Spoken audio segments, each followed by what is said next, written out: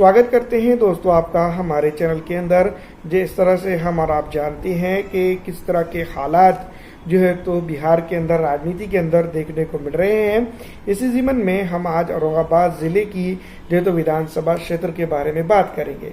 औरंगाबाद ज़िला बिहार का, जिसमें 6 विधानसभा क्षेत्र आते हैं, जिसमें औरंगाबाद एक विधानसभा क्षेत्र है, दूसरा जो है तो कुटुंबा विधानसभा क्षेत्र एक है, और तीसरा जो है तो इम्पोर्टेंट है नबीनगर विधानसभा क्षेत्र। इसके बाद जो आती है विधानसभा क्षेत्र वो है रानी रफ़ीगंज, माफ़ कीजिएगा, और रफ़ीगंज के बाद जो विधानसभा क्षेत्र आता है जिसको हम कह सकते हैं ओबरा विधानसभा क्षेत्र।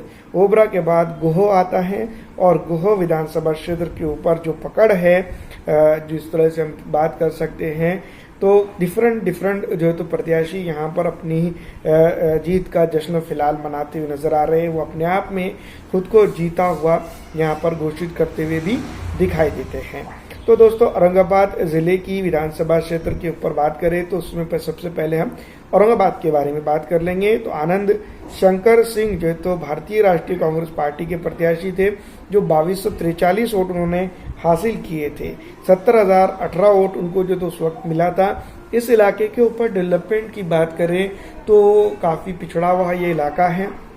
हालांकि सिटी का एरिया है, जिसके चलते यहाँ पर डेवलपमेंट होना चाहिए था, लेकिन उस तरह का डेवलपमेंट जो है तो इस इलाके के अंदर देखने को नहीं मिलता है जिस तरह की उम्मीद यहाँ की जनता लगातार करती है। और यहाँ पर अगर बात करें तो बीजेपी के प्रत्याशी 66,775 वोट उनको जो तो उस वक्त मिलते हैं। पिछड़ा, दलित, आरक्षित, मुस्लिम और हर समाज का, हर तबके का उस वक्त जो तो उनको वोट मिलता है, लेकिन डेवलपमेंट के लिए अपोजिशन का रोल यहाँ पर उन्होंने भी प्ले नहीं किया है। वैसे कांग्रेस की अगर बात करें तो मुस्लिम, पिछड़ा, दलित, आरक्षित समाज के वोटों के बलबूते पे जो तो चुनाव जीत तो जाती हैं, लेकिन उनके लिए काम करने की बात जब आती है तो कहीं ना कहीं वो पीछे ही रह जाती हैं। इसी तरह से यहाँ पर आती है विधानसभा क्षेत्र कुटुंबा के अंदर 50,822 वोट जो तो भारतीय राष्ट्रीय कांग्रेस पार्टी को इस इलाके के अंदर मिले थे। पिछड़ा, दलित, आरक्षित, मुस्लिम और तमाम तरह के तबकात जो यहाँ पर आते हैं कांग्रेस के साथ एकदम बहुत ही बेहतरीन तरीके से खड़ा रहा। लेकिन जैसा कि हम और जानते हैं कि डेवलपमेंट कितना इस इलाके पे हुआ है। कुटुंबा के श्रावण भैया जो है तो हिंदुस्तानी अवामी मोर्चा के थे, जिन्होंने 34,169 वोट हासिल किए। ये अपने आप में बहुत बड़ी बात है, क्योंकि इस विधानसभा क्षेत्र के ऊपर भारतीय राष्ट्रीय कांग्रेस पार्टी, जो एक तरह से देखा जाए तो भारत की सबसे बूढ़ी पार्टी या फिर सबसे जूनी पार्टी है, उसको इन्होंने यहाँ पर पूरी तरह से टक्कर दिया। और नौजवान और यंग जो तो पार्टी, जिसको हम समझ सकते हैं हिंदुस्तानी अवामी मोर्चा। लेकिन उसी तरह से अगर डेवलपमेंट के मामले में विपक्ष का एक अच्छा रोल प्ले कर देते और यहाँ पर जो तो उनके सामने खड़े हो जाते कि आपको ये काम करना ही है और ये काम कराकर ले लेते, तो इस विधानसभा क्षेत्र के ऊपर जनता इनके साथ बहुत मजबूत तरीके से खड़े होती। और जो तो जिस तरह से जो अभी विधानसभा की बात करें तो काफ़ी कुछ चीज़ें इस इलाके में बदल सकती थी। इसी ज़मीन में एक विधानसभा क्षेत्र आती है नबीनगर। यहाँ पर विजय कुमार सिंह की बात करें और जनता दल यूनाइटेड की अगर बात करें, जो वीरेंद्र कुमार सिंह है, दोनों जो तो एक दूसरे के सामने रहे और डटकर जो तो एक दूसरे का मुकाबला किया, लेकिन 64,943 वोट आरजेडी को मिला। नबीनगर के अंदर मुसलमानों ने, पिछड़ों ने खास करके यहाँ पर जो है तो आरजेडी को जितवाया। लेकिन उन्हीं के इलाकों की अगर बात करें, उन्हीं के इलाकों के अंदर अगर डेवलपमेंट की बात करें, या उन्हीं के इलाकों के अंदर हर तरह की चीज़ों की बात करें जिसको लेकर घंटों बहस हो रही है, घंटों चर्चाएं हो रही हैं, लेकिन जहां पर तक यही लगता है कि इस इलाके के अंदर भी जो है तो डेवलपमेंट नहीं हुआ है। तो ये डेवलपमेंट कब होगा और कौन लेकर आएगा, ये सबसे बड़ा सवाल जो है तो यहाँ पर खड़ा होता है। और ये सवाल जो है तो करने वाली जनता है, और जनता जनार्दन के लिए सवालों का जवाब अगर नहीं मिलता है तो यकीन जानिए कि आने वाले दिनों के अंदर इस विधानसभा क्षेत्र के ऊपर ऑल इंडिया मजलिस इत्तेहादुल मुस्लिमीन को जरूर जो है तो इसके साथ फायदा होगा। और ये फायदा जो है तो कहीं ना कहीं आरजेडी के लिए एक बहुत बड़ा नुकसान का सबब हो सकता है। इसी तरह से आती है एक विधानसभा क्षेत्र जहां पर जो है तो रफीगंज, जिसको हम कह सकते हैं कि मोहम्मद निहालुद्दीन जो है तो आरजेडी के प्रत्याशी के तौर पर चुनाव जीते। इंडिपेंडेंट के साथ इनका मुकाबला रहा, जिन्होंने जो है तो 53,896 वोट हासिल किए। इंडिपेंडेंट उम्मीदवार थे प्रमोद कुमार सिंह।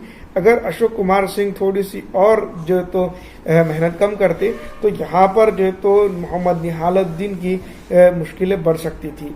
देखना ये होगा कि आरजेडी इस बार जो तो इस महाशय को यानी कि इनके ये प्रत्याशी को यहाँ से जितवाती है या नहीं, क्योंकि आरजेडी जो है तो मुस्लिमों को और पिछड़ों को, आरक्षित समाज के बहुत सारे नेताओं को वोट टिकट तो देती हैं, लेकिन ये बार बार उसके ऊपर इल्जाम लगा है कि वो जो है तो सीधी तौर पे जो है तो उनको चुनवा कर लाने में मदद नहीं करती है। तो ये क्या वाकई में इस इलाके के अंदर भी कुछ ऐसा हो रहा है?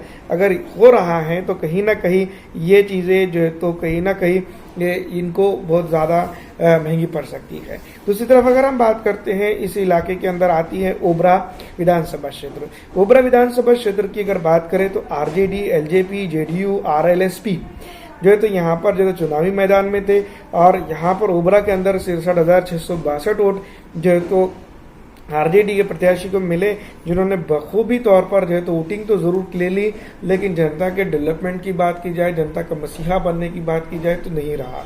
क्योंकि हम और आप जानते हैं कि इस इलाके में कितना लेवल का विकास हुआ है, कितने लेवल की जो है तो बातें हुई हैं। अगर यहाँ पर डेवलपमेंट करने के लिए कोशिश कर ली जाती तो वाकई में जो है तो इस इलाके के अंदर एक बड़ा बदलाव हो सकता था, लेकिन ऐसा नहीं हो पाया। तो जिसके चलते यहाँ की जनता इस बार जो है तो विधानसभा चुनाव के अंदर सब देख रही हैं, सब समझ रही हैं, और यही देख और यही समझ आने वाले दिनों के अंदर यहाँ पर की जो जिस तरह से जो रणनीति और राजनीति बन रही है उसको धिक्कारते हुए जनता आगे जाएंगी।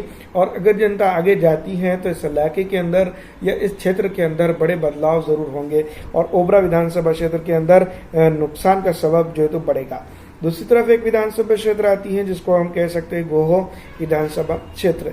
गोहो विधानसभा क्षेत्र के ऊपर भीम कुमार यादव जो तो आरजेडी के प्रत्याशी के तौर पर चुनावी मैदान में थे, जिन्होंने इस इलाके के अंदर जो तो अपनी पैड बनाई, अपनी धाक बनाई, अपना सब कुछ बनाया। लेकिन दोस्तों यहाँ पर हम जरूर ये कहेंगे कि इस इलाके के अंदर अगर वो थोड़ा सा अच्छा खासा डेवलपमेंट करने की कोशिश कर लेते तो इस इलाके के अंदर जरूर बड़े बदलाव हो सकती थी, लेकिन ऐसा नहीं हो पाया, और जिसके चलते यहाँ पर की जनता काफ़ी नाराज़ है, और यही नाराज़गी जो है तो बड़े बदलाव की तरफ ले जाएगी। तो ये थी दोस्तों औरंगाबाद विधानसभा, औरंगाबाद के ज़िले की अलग अलग विधानसभा क्षेत्रों के बारे में थोड़ी सी मालूमात, जिसको लेकर जो है तो जनता काफ़ी परेशान हाल है कि इनके इलाके के अंदर, इनके क्षेत्र के अंदर, इनके हाशिए पे जो इनको डाल दिया गया है, उनको कब जो है तो चुनावी मैदान के या फिर जो है तो इन लोगों को कब जो है तो मेन स्ट्रीम के अंदर लेकर आया जाएगा, और कब जो है तो इनको जो है तो इंसाफ मिलेगा।